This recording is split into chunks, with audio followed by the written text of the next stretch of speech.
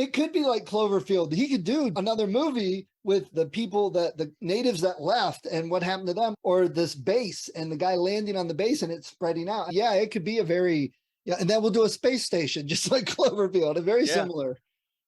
I should look it up sometime. There were 2 movies that came out. They're probably about 5 years apart. They're African horror movies, and I don't remember, maybe Kenya, but it's rare to come across African horror movies. And it was a zombie horror movie, and again, I'm sorry I can't remember the title, but I watched it, and I was like, "This is really pretty good," and it takes place, it's basically this guy trying to survive a zombie apocalypse in Africa, which is a completely different twist. We're used to seeing everybody out here. Came out with a sequel later, and I was like, "Oh, it's gonna be more of this guy who survived," and no, it's not.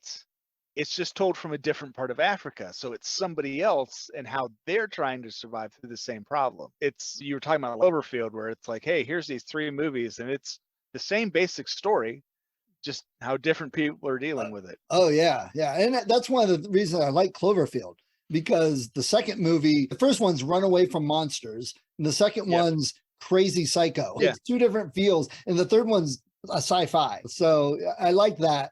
Personally, I like the change. I like that. And this, I could see this being something like that. Definitely. You could do more stories with this happening. Well, it's funny you say that, because at some point in time they mention a plane crash, and that plane crash that they mention is the basis for his other movie that came out called Archon.